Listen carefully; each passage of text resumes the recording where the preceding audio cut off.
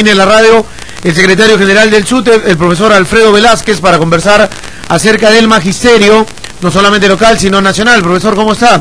Muy buenos días, gracias por visitarnos el día de hoy.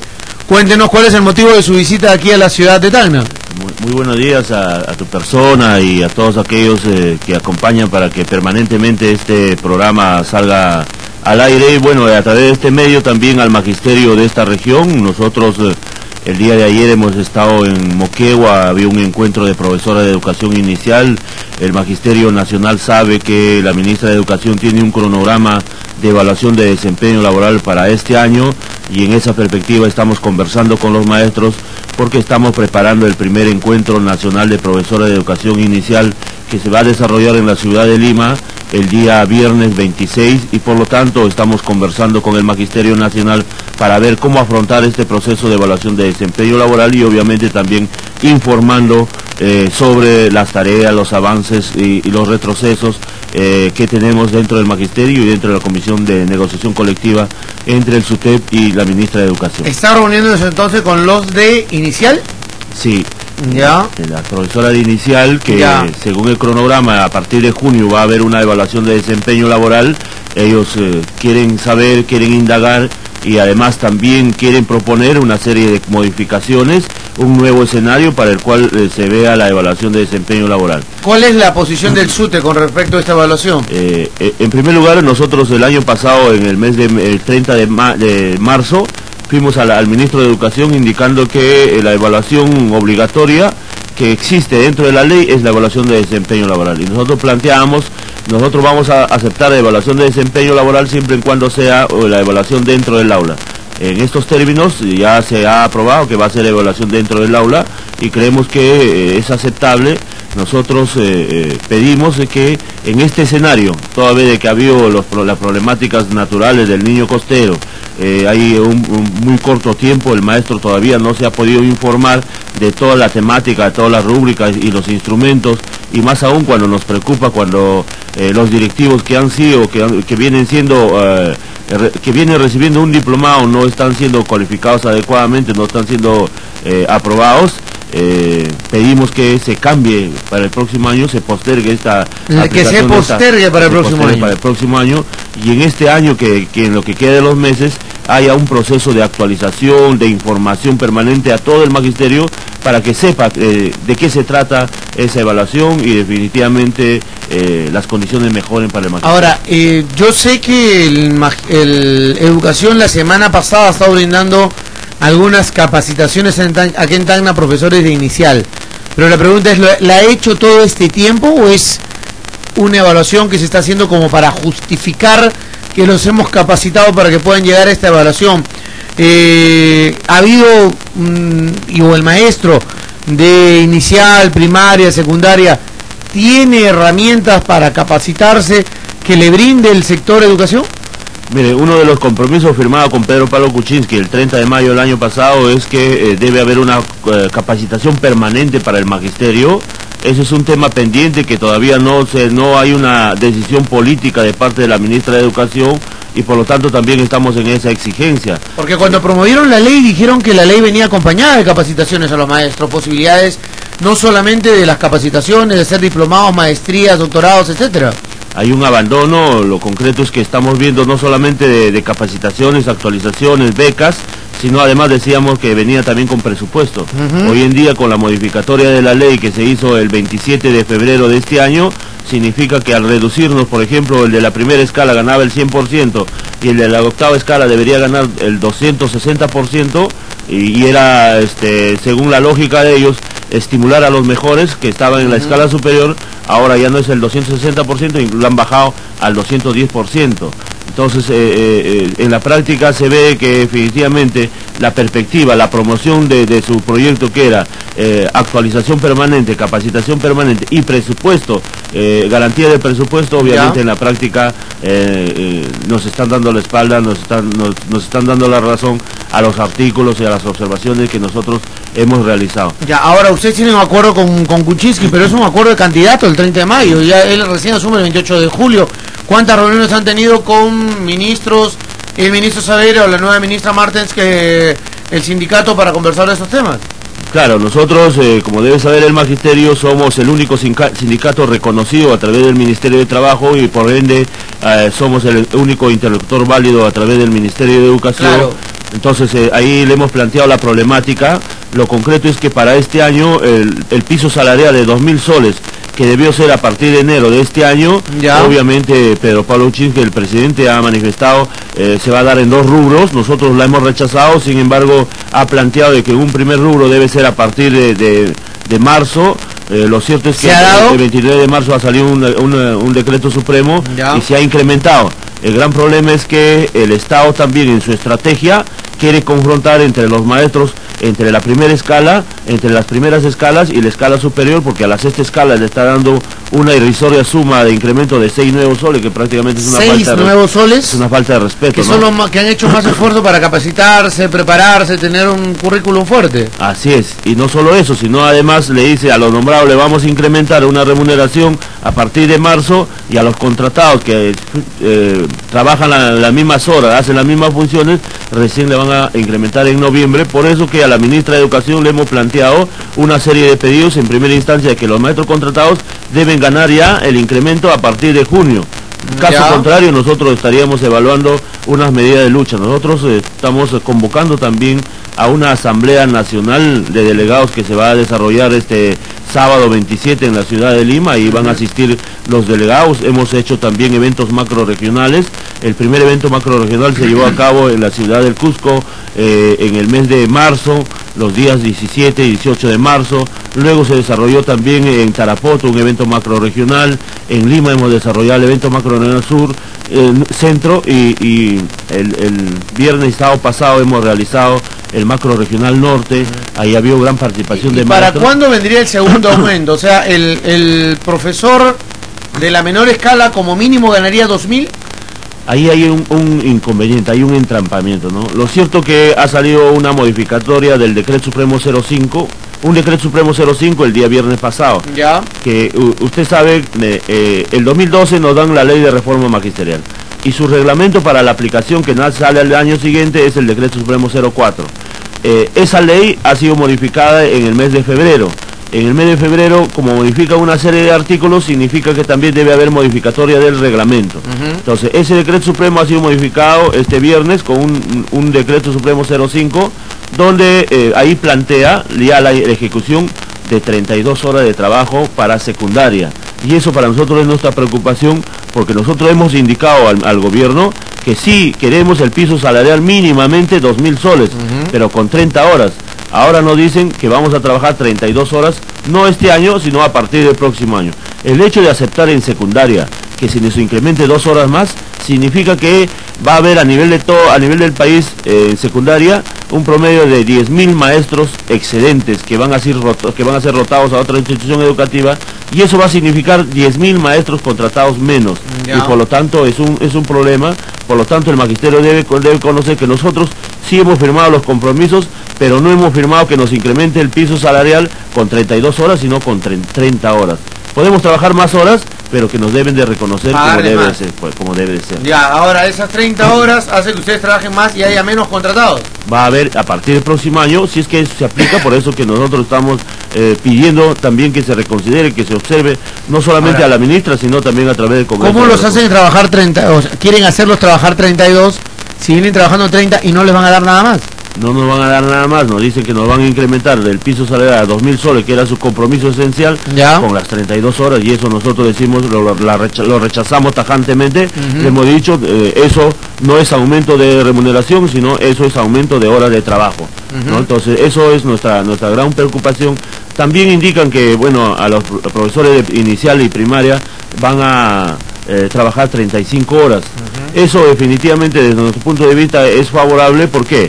Porque su jornada laboral de dictado de clases son 30 horas. Esos 5 horas son más o menos, por ejemplo, a los de secundaria trabajamos dictado de clase 24 horas. 6 horas nos dan de horas no lectivas, 2 horas de atención al padre, 2 horas de atención a los estudiantes y 2 horas de coordinación de aula. Esos trabajos que antes lo hacíamos gratis, fuera de nuestra hora de trabajo, ahora son remuneradas. Obviamente no son remuneradas adecuadamente, pero sí tiene de acuerdo a la RIM.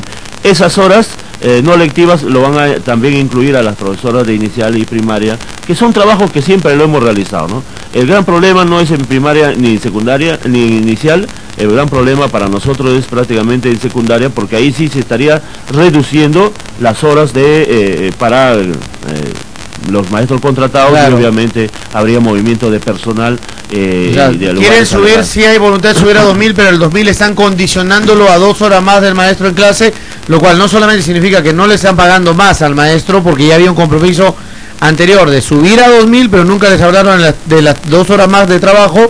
Pero además, si se dan esas 2 horas de trabajo, significa que están ocupando horarios que podrían ser cubiertos por maestros contratados que quedarían fuera de la planilla. Por supuesto. Fuera del contrato que tendría. Y se serían trasladados a otros lugares, ¿no? Entonces ese es un tema pendiente, ¿no? El otro tema pendiente también nosotros al gobierno le hemos exigido dentro de los compromisos es que haya desayuno y almuerzo en las instituciones de jornada escolar completa para los estudiantes. Eso no se está cumpliendo y eso es un gran problema. Eso, en vez de avanzar en mejorar las cualidades de los estudiantes para un proceso de enseñanza-aprendizaje adecuado, es un retroceso, y eso definitivamente también es el tema pendiente. El otro tema pendiente es la evaluación de desempeño laboral, que de acuerdo al cronograma se quiere imponer a partir de este mes de junio. El Magisterio Nacional debe entender, no se trata de decidir si vamos o no vamos, es una evaluación, la única evaluación obligatoria que dice la ley es prácticamente la evaluación de desempeño laboral. Y no podemos, para no ir hay que derogar la ley. Acá hay otro gran problema que debe conocer el público y el magisterio y los periodistas. Resulta que la viceministra, en el Congreso de la República se ha formado una subcomisión de educación básica regular dentro de la Comisión de Educación del Congreso de la República. Y ahí hace más o menos 15 días la viceministra fue a sustentar sobre la evaluación de desempeño laboral.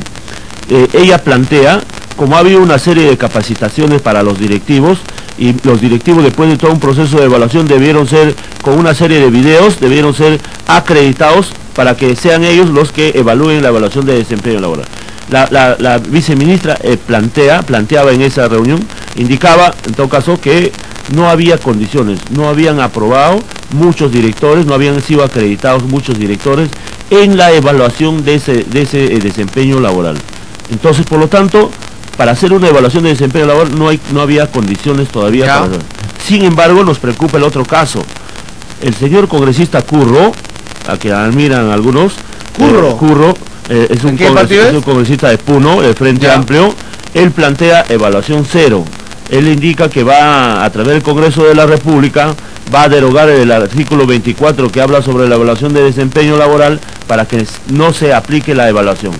Y el Congreso, desde nuestro punto de vista, al ver que un congresista o un grupo de congresistas minoritarios quieren evaluación cero y la ministra dice y queremos evaluación de desempeño, pero no hay condiciones, no están siendo acreditados los que van a aplicar esa evaluación, deducimos que por estrategia pueda que el Congreso de la República diga, entonces hay que aplicarle una prueba escrita a todo el magisterio, y eso sería prácticamente atroz para el magisterio, porque en todas las pruebas escritas, que además es una condición que pide el Banco Mundial. El Banco Mundial, ¿qué dice?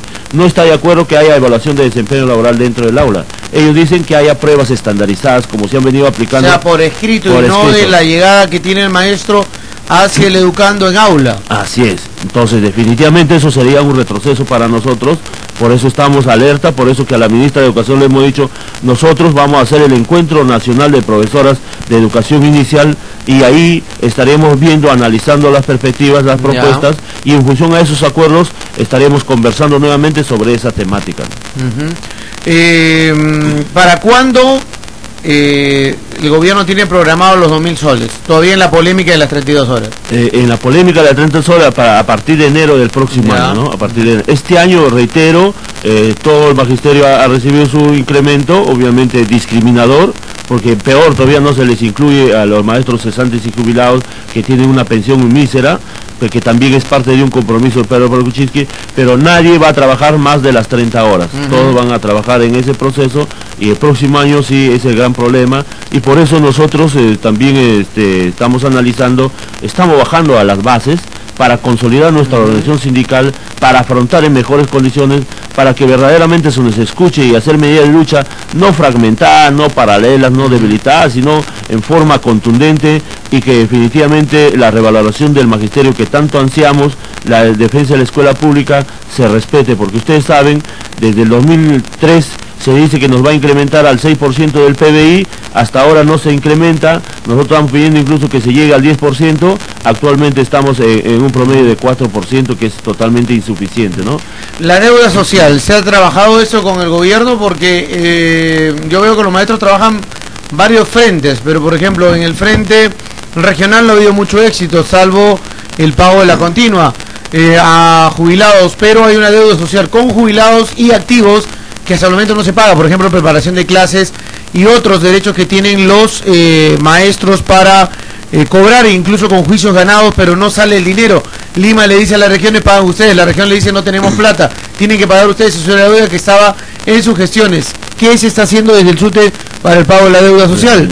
Hace algunos días, pocos días, ha salido el decreto supremo 043, donde ya se traslada el fondo de 180 millones, que ya ha sido acordado el año pasado en el Congreso de la República dentro del presupuesto. Ya se publicó ese decreto. Para el pago, ya se publicó, ahora están esperando el anexo, los aplicativos, y ya prácticamente el Ministerio de Educación, teniendo en cuenta que vencía en febrero los plazos correspondientes de acuerdo a unos criterios, obviamente ya han hecho la distribución, seguramente en el transcurso de estos días ya se va a publicar en cada una de las regiones. Eso es importante, pero es totalmente ¿sabe usted lo que pasó en Tacna el año pasado? Bueno, no. ¿De que salió la distribución del dinero y se la llevaron todos los administrativos? Bueno, eso para nosotros... Ellos se colocaron primeros en la lista. Que tienen derecho, pero no todos en fila, y dejaron a los jubilados del sector fuera. Eso para nosotros es una preocupación, también debe primar el criterio de solidaridad, el criterio de equidad, y esperemos de que este año se haya trabajado. El compañero Luis me ha indicado que han venido trabajando y coordinando con el gobierno regional, y definitivamente eso debería ser un avance. Lo concreto... Ahora, pero la cifra es baja de la deuda que se tiene, social que se tiene, porque esa deuda no solamente es para educación, es también el sector salud y otros sectores que también tienen deuda. Ahí va nuestra idea, ¿no? Miren, el año pasado hubo 125 millones, totalmente insuficientes. Nosotros para este año habíamos planteado que por lo menos sea 250 millones y dieron 180 millones. Nosotros a través del Congreso de la República estamos luchando para que se aplique, se apruebe una ley. El único mecanismo de garantía para que se pague y se reconozca y se valore este 30% deuda social es prácticamente a través del Congreso de la República, que se apruebe una ley y se busquen los mecanismos y se incluya anualmente dentro del presupuesto de la República. Lastimosamente no hay la decisión política, y eso debemos dar a conocer al magisterio para tomar una decisión sensata. El lunes pasado hemos ido al Congreso de la República. Hay 6 anteproyectos que deben ser discutidas primero en las comisiones de trabajo. Fuimos invitados para que sean debatidas, y oh sorpresa, el congresista que estaba dirigiendo planteaba que no había quórum y por lo tanto se posterga ese tema. Este lunes, recién que ha pasado el día de ayer, también nuevamente han citado a los congresistas para que se debata ese tema del 30% de preparación de clases. Igual por falta de quórum lo vienen postergando. Por lo tanto, nosotros creemos que el Congreso de la República no está dando la importancia debida a esta deuda social, y eso es para nosotros una preocupación, y eso va a significar que nosotros, reitero, evaluemos, analicemos el día 27 en la Asamblea Nacional, y posiblemente en función a los acuerdos podríamos tomar incluso una medida de lucha. ¿Cuál fue la posición del SUTE en la llamada ideología de género? Nosotros ahí planteamos, estamos en contra de todo tipo de ideología de género, ¿no? Nosotros planteamos que debe haber el respeto a la individualidad, a la persona, al ser humano en toda su integridad, y un proceso prácticamente democrático. ¿Pero creen que el gobierno estaba metiendo ideología de género en la currícula, como lo planteaba el fujimorismo? Bueno, nosotros planteamos, hemos visto que hemos analizado el decreto, el diseño. Nunca más bien se planteaba equidad de género, y eso definitivamente era un avance, porque nosotros venimos trabajando este tema de equidad de género dentro del gremio sindical desde hace muchísimos años, ¿no? A veces las maestras son un poco reacias a participar dentro de la política y dentro del sindicato, y hemos buscado una serie de mecanismos, y nosotros pedimos, exigimos que definitivamente se siga difundiendo e impulsando la equidad de género y se saque la ideología de género, que desde nuestro punto de vista no está. Sin embargo, en algunas provincias manifestaban, por ejemplo, yo fui a Ayacucho y nos decían un padre de familia: profesor, ¿cómo usted está permitiendo que el Ministerio de Educación esté distribuyendo estas fichas donde la caperucita roja no era caperucita, sino era caperucito, y una serie de cosas? Entonces, ¿quién ha hecho eso? Nosotros llevamos ese documento a la ministra de Educación, le decimos: si es que ustedes están haciendo esto, definitivamente eso sí es ¿quién lo hacía? Eso no se ha... Yo no creo que eso lo haga el ministerio, no puede ser definitivamente, ¿no? Entonces, pero esas fichas había, ¿no? ¿Ya? Y eso definitivamente son casos ya extremos, nosotros no compartimos, pero hay que seguir trabajando, ¿no? Ya ahora ha pasado la marea, están en otros procesos, pero definitivamente la equidad de género se debe seguir trabajando para respetar las individualidades y dar también las oportunidades a todo el ser humano, que es nuestra función. Ahora, ¿cómo ven desde el SUTEP algunas voces disidentes en algunos sectores, principalmente del sur del país, que puedan afectar la negociación colectiva principalmente? Porque la verdad es que los maestros quieren unidad, quieren que el maestro sea un solo puño, quieren una dirigencia consolidada, pero sienten a veces que no se ha respondido a la altura de las circunstancias, o no se ha conseguido las reivindicaciones que se buscaban, y algunos grupos disidentes aprovechan eso para aprovecharse. Hace unas semanas en Tacna, un llamado paro del SUTE de 48 horas, que no paró nadie, no paró absolutamente nadie en Tacna, 48 horas, pero eso a la luz es muestra hacia los otros sectores que han laborado normalmente, que hay cierta división, y cuando se les convoca para participar dicen: primero únanse. ¿Qué es lo que está pasando ahí? ¿Qué intereses hay detrás de todo esto? Mire, hay una gran fortaleza que tiene el SUTEP, es que el magisterio a nivel nacional plantea, pide, exige y obliga a sus dirigentes la unidad en torno al SUTEP, y no en torno al CONARE, y no en torno a ninguna federación. Esa es una valoración que nos han dejado prácticamente los que nos han antecedido en la dirigencia, algunos muy buenos y obviamente seguramente otros dirigentes con algunas debilidades. Entonces, eso para nosotros es importante. Sobre la negociación colectiva, mire, en Argentina actualmente vienen haciendo una medida de lucha, huelgas, sí, no hay solamente ¿para qué? Para poder conversar, para tener la negociación colectiva. El hecho que nosotros... A la que Macri no quiere llegar. No cree, obviamente. O sea, para conversar hay que hacer huelga. Nosotros tenemos la negociación colectiva, que ha sido un proceso también de lucha. Desde el 2014, el gobierno de Ollantumala no quería firmar un decreto supremo que estaba en su despacho, y por eso que dentro de la negociación colectiva le decíamos al gobierno: nosotros queremos que haya negociación colectiva, que haya respeto democrático, y por eso conversamos con la CGTP, con la CITE, con Construcción Civil, y fuimos a emplazarle y dijimos: mire, está pendiente un decreto supremo para que se reconozca la mesa de negociación colectiva, y es que ahí sale el decreto supremo 013 y se nos reconoce. ¿Y por qué no entra en peligro esta negociación colectiva? Porque nosotros somos los únicos hasta ahora que hemos demostrado 180.000 firmas de afiliados dentro del Ministerio de Trabajo. Para que haya otra organización superior a nosotros, tiene que tener más de 180.000 firmas. Bueno, el chute del señor Luis Flores acá también es el único reconocido. Sí, entonces en esa perspectiva las cosas, hay pequeños avances, hay unos ligeros aumentos, hay unas ligeras consideraciones. Por ejemplo, al maestro contratado en el 2014 se le incrementó 100 soles, el 2015 al maestro contratado se pagó por asignaciones o bonificaciones de zonas urbanas, rural, etcétera. Hay pequeños avances sobre el reconocimiento del bono BRAE. Todos esos casos han nacido dentro de la mesa de negociación colectiva. Sin embargo, hay también grandes entrampamientos con esta discriminación de los maestros contratados. El año pasado, por ejemplo, se logró que el maestro contratado ganara igual, a partir de junio, ganara igual que el de la primera escala. Y ese es un antecedente para nosotros decirle a la ministra, y le hemos emplazado, de que ellos también deben ganar igual que los nombrados ya en estos momentos, y no esperar recién en noviembre. Entonces, hay una serie de indicios para que se vea esta situación y se consolide la unidad y se fortalezca. Nosotros tenemos un nuevo estatuto, un nuevo reglamento en el cual se ha aplicado y además estamos inscritos en Indecopi.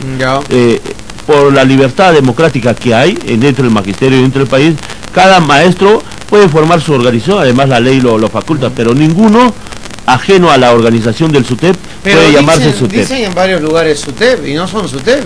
Ustedes no hacen nada. Nosotros recién en el mes de abril hemos logrado que nos apruebe el Ministerio de Trabajo un nuevo estatuto que dé una estructura y una consolidación y una forma de actuar.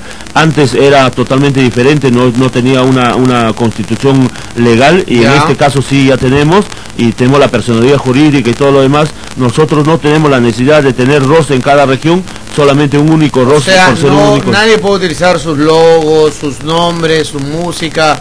Nada, todo eso está registrado. Todo está registrado en el Indecopi. O sea, claro, yo no tengo nada contra. Si hay otros que quieren formar sus CONARES, sus clubes de los 5 profesores, o sea, que lo hagan, no hay ningún problema, pero que no usurpen el magisterio del SUTE. Y lo digo porque soy hijo de maestros y han sido maestros sindicalistas del SUTE, dirigentes. Mi padre ha purgado pena en el CEPA junto a Horacio Ceballos y todos los líderes históricos del sindicato y se ve que ahora hay gente que toda esa lucha histórica se la quiere robar, se la quiere poner en el hombro cuando no ha movido un dedo para generar este sindicato. Claro, eso es una preocupación. Este año nosotros cumplimos 45 años de vida institucional del SUTEP, de esos personajes históricos que han dado su vida, ¿no? No solamente han luchado en defensa de la escuela pública y reivindicación, sino también han luchado con Sendero, contra Sendero. Sendero ha matado a muchos líderes del magisterio y del pueblo y por lo tanto ahí hay un tema pendiente que ellos deben resarcir. Sin embargo, quieren perpetuarse, quieren buscar mecanismos de fragmentación, teniendo mecanismos prácticamente de intereses personales, como es por ejemplo el presidente del Comité Nacional de Reorganización y Reorientación que se llama CONARE, que es el señor Lucio Cayo Cayata de Puno, ¿no?